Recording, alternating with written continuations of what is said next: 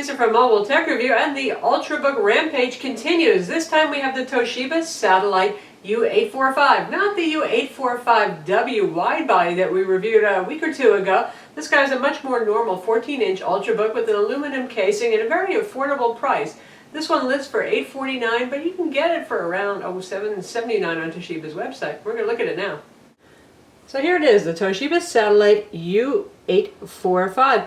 Now it used to be, it was the Portage line that was the Ultrabook line for Toshiba, but they're branching out. The Portage line, of course, still exists. We reviewed the Z835 last year, and now we have the Z935, which is the Ivy Bridge refresh, and that one, of course, is incredibly thin at 0.6 inches and very light at 2.5 pounds. It's the lightest Ultrabook on the market.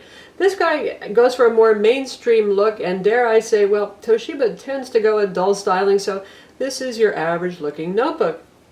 We have a brushed aluminum finish here. It looks like it could be aluminum or faux plastic, but it really honestly is aluminum here, and the keyboard deck is aluminum as well. I believe the underside is plastic. Doesn't have that styling of the U845W widescreen model, but that one's a little bit more of a premium kind of look. Anyway, the Satellite U series exists as a kind of more robust and more affordable counterpart to the Portage series, and there's lots of submodels. Toshiba often does this. Not only is there usually the 840 versus 845 to indicate consumer versus business channel sales, but there's all sorts of dash whatever for the model numbers. And this one is the S404. The S406 is actually slightly higher spec and is cheaper on Toshiba's website. So we suggest that one, and do visit Toshiba's website to see all the variations that are available here. Anyway, the list price of ours is $849, and you get a pretty good Ultrabook for the price. This is a 14-inch machine, 14-inch display on it, and it weighs 4.1 pounds, so it's not super duper light, and it's 0.8 inches thick, so it's also not super duper thick. But those allow for Toshiba to give you some cost savings. So for those of you who think 4 pounds, well, that's light enough for me, that's pretty good.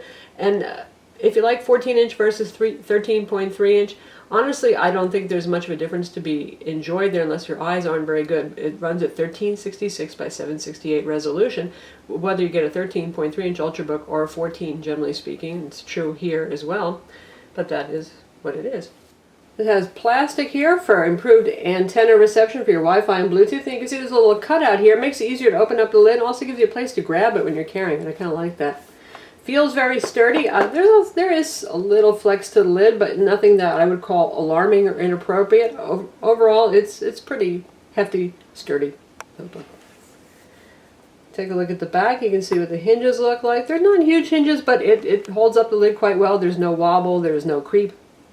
Gets the job done. Here we have some air vents. And our ports are on the side. You know, Toshiba likes to give us plenty of ports. We like that about Toshiba. And you can see we have separate headphone and mic input jacks. We have a USB 3.0 with sleep and charge, full-size HDMI port. That's your power connector right there. There's your lock slot. Speaker hole grill here, rather. Symmetrically opposed. Another one there for your stereo speakers. And on this side we have an SD card slot. We have two USB 2.0 ports. It would be nice to see more of these being 3.0, but again, this is not a top-of-the-line model. So, and here's your Ethernet, 10100 Ethernet, not gigabit Ethernet, and that's Atheros powered. And if we take a look at the bottom, it looks like your typical computer bottom. We've got breather holes here all over the place. The laptop does not get alarmingly hot. It stays relatively cool like most Ultrabooks. And you can see that there are a whole lot of little rubber plugs here.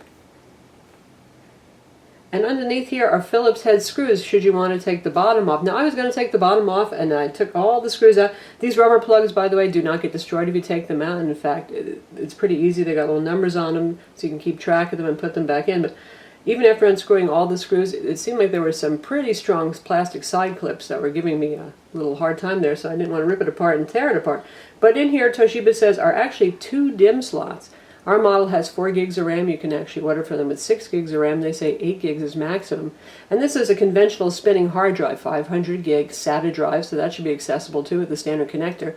And there's a 32 gig SSD caching drive, not for you to put stuff on, typical of Ultrabooks. It's used by the system for Windows caching and all that kind of stuff. Looking inside, here's our display, 14 inches again, 1366 by 768 resolution, pretty much standard for Ultrabooks and a lot of other notebooks, nothing special there.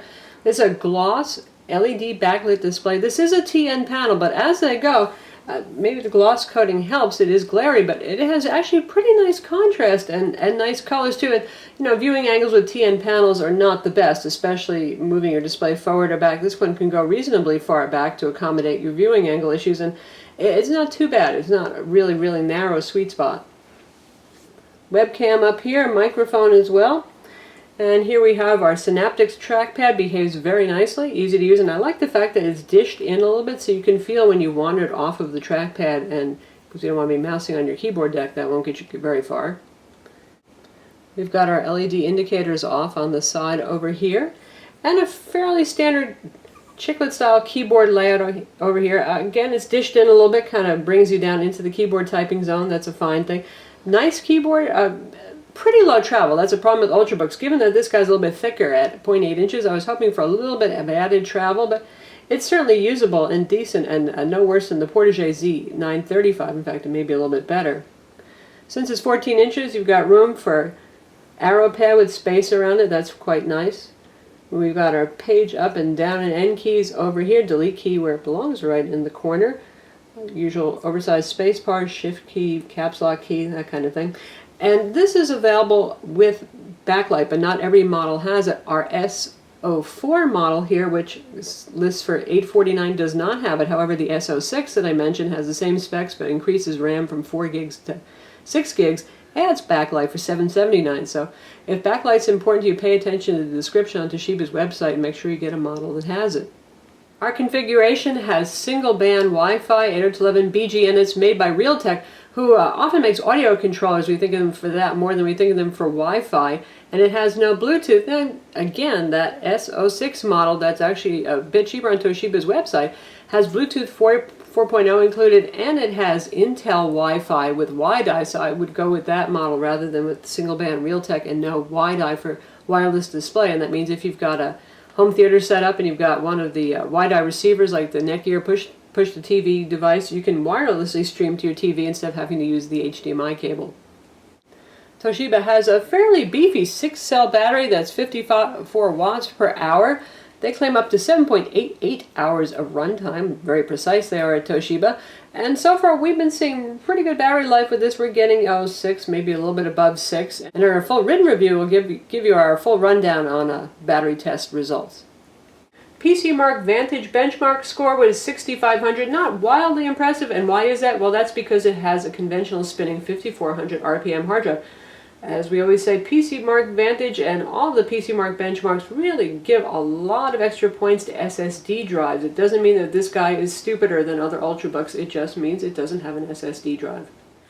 Our machine has the Intel Core i5-3317U. That's a pretty common processor for Ultrabooks. It has 1.7 gigahertz and has turbo boost up to 2.6 gigahertz. It has 4 gigs of DDR3 1600 megahertz RAM, and again, you can get that with more RAM if you want. Toshiba does offer an Core i3 model, ULV. I don't really recommend it. You don't get any turbo boost there, and the cost savings isn't that much. Maybe you'll save $100 or so on that, and really, yeah, it's not worth it for the performance savings unless you're really, really on a tight budget. In terms of software bundle, we have the usual stuff that Toshiba likes to put on there. Their Books Place, we've got Norton Internet Security 30-day trial here, Microsoft Silverlight's on, Adobe Flash, and Net Zero trial. We have SRS Lab Sound, because this has SRS sound, and the speaker volume is actually pretty good for a small notebook. Toshiba does well with sound. And we have a whole lot of Toshiba utilities, and I actually have to say they do a nice job with those. You can see we have Toshiba's online backup. You can make recovery media under Tools and Utilities. They have something that helps you make BIOS changes. For those of you who are afraid to just go into your BIOS at boot time, you can make changes right here inside of Windows, which is pretty handy. For example, with the keyboard, you can switch between the FN row, just doing the multimedia control function up here to control your wireless, your media playback, your screen brightness, or you can have them act as FN keys. You can set the boot order right here, SATA interface performance, all sorts of useful things are here. The usual MS Office 2010 Starter Edition is bundled, and the Chrome web browser is here as well. So we've got our website up in the Chrome browser. We're going to test out a little YouTube playback so you can see how it does. We're going to look at the ThinkPad X1 Carbon video review. And I'm using the two-fingered scrolling at the moment. It works just fine. Well-behaved trackpad. And here's our video.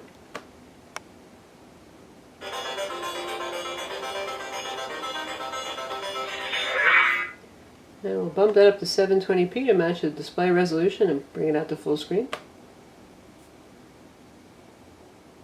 This is Lisa from Mobile Tech Review. So you can hear those speakers are pretty loud. Today we're going to look Little at buffering there. Lenovo's We're good latest now. ThinkPad Ultrabook. This is the ThinkPad. Not a lot of lip sync at the moment right now, Follow-up but on it's the catching X1 it. from the spring of last year.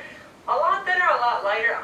Definitely a better display. There's your And we're gonna streaming look at YouTube that. playback. This is the ThinkPad. Apart from the glory of playing YouTube, of course, this does things like Netflix, Amazon Prime Video, and productivity stuff, which might be something you're really interested in. It handles Office documents just fine. The Core i5 ULV is plenty up to the task of doing that. Some light to moderate photo editing. I always say I wouldn't pick any ULV Ultrabook for serious HD video editing. It just doesn't have that much processing power. And we're looking at Intel HD 4000 integrated graphics here. But if you have some occasional HD video footage that you want to edit or something from your smartphone, it can do that too. Light development work, certainly coding, that kind of stuff, it'll work. So that's the Toshiba Satellite U845. It's available now. You can get it for as low as $649 with the Core i3. And it goes up to about upper 800s, depending on the model you pick. Again, like I said, visit Toshiba's website, look at all the themes and variations on this, and pick the one that has the features you want. If you care about Intel Wi-Fi versus Realtek, if you want WiDi, if you want that backlit keyboard, you can see which models have what you're looking for. And Toshiba often has pretty good web specials too if you want to order direct from them. As a budget-priced Ultrabook, it's pretty good stuff. Really, this display is not bad for a TN panel. The keyboard is nice and roomy, and we like the arrow pad and the page up, page down keys. Pretty sturdily built. Feels like it's going to last. Performance is good on this. Trackpad behaves well, and it's really hard to beat the price. Now, the thing is that this is a little less portable than the 13.3-inch Ultrabooks, being a 14-inch and being 4.1 pounds. So if weight is a priority for you, keep that in mind. I'm Lisa from Mobile Tech Review. Visit our website for the full review of the Toshiba Satellite U845, and do not forget to subscribe to our YouTube channel.